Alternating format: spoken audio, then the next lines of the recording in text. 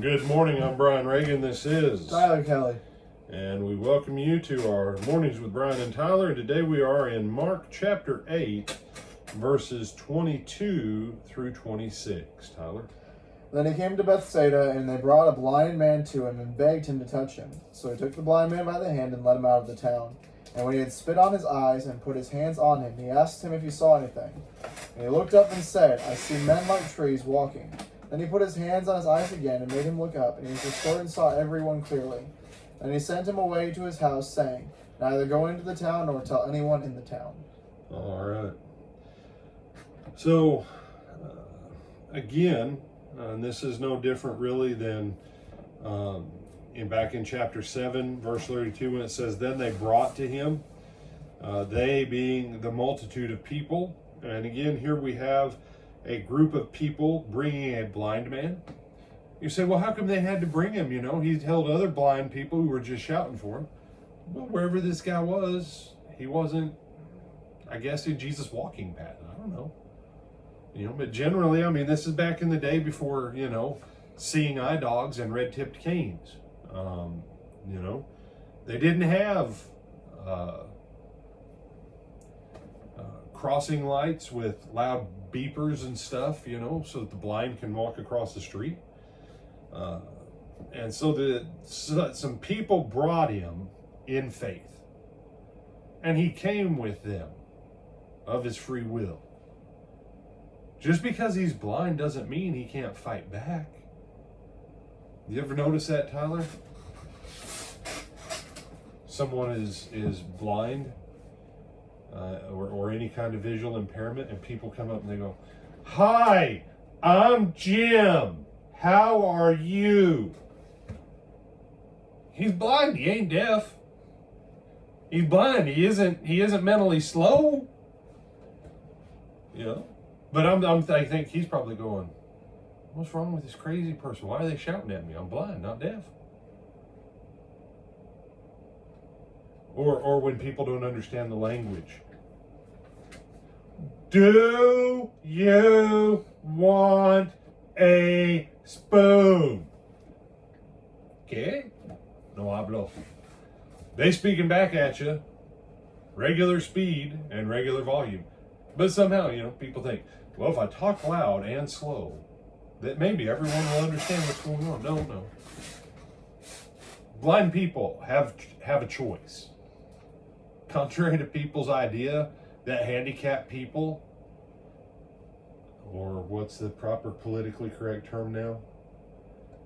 People with various and sundry impairments. Differently abled.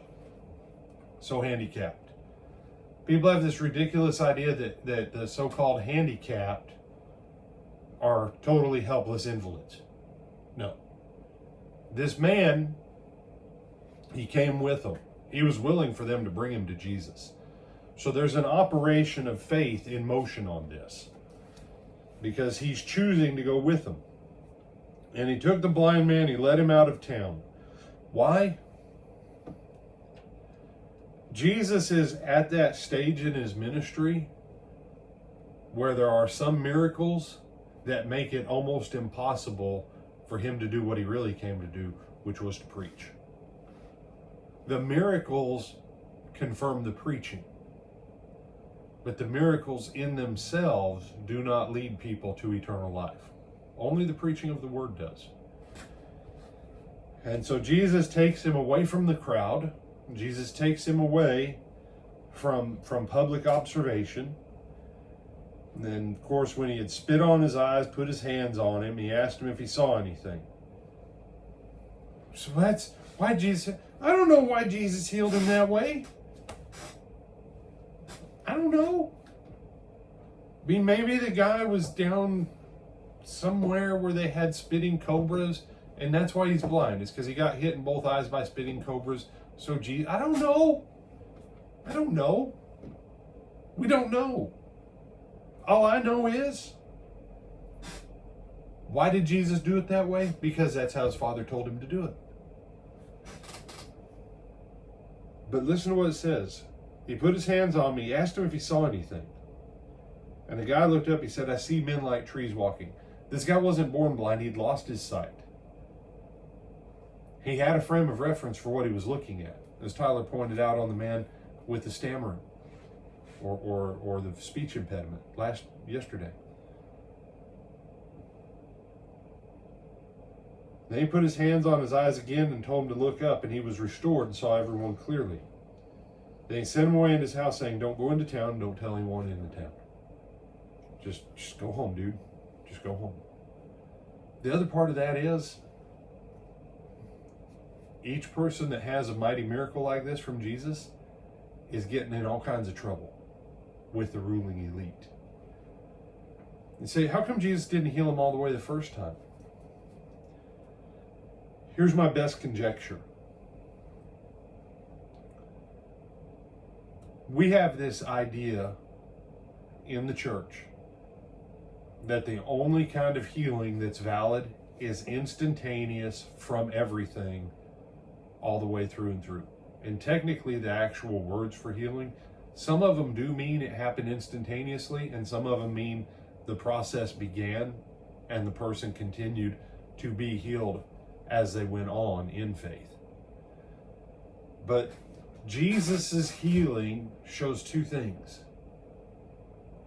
That the degree of healing was a choice. And that there's also a certain point where what you receive is really dependent upon you. So how do you get that?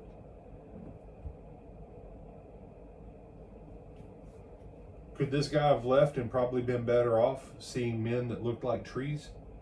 Sure. That's probably more sight than he'd had in years.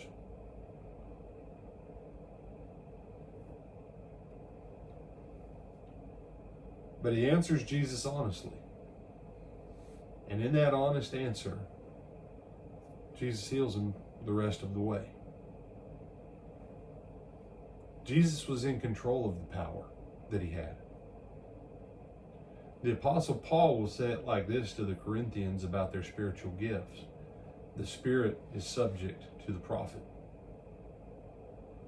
Just because you have the ability doesn't mean you have to use it, and doesn't mean you have to use it all the time.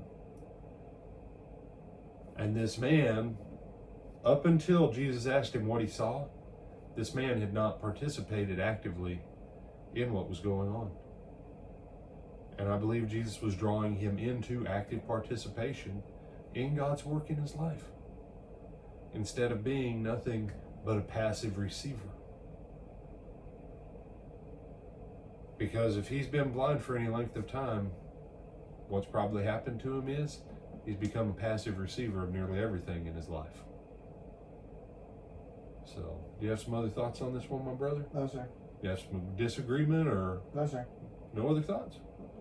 All right then. With that, we bid you good morning. Lord willing, we'll see you back at 12:30 for our midday meditation.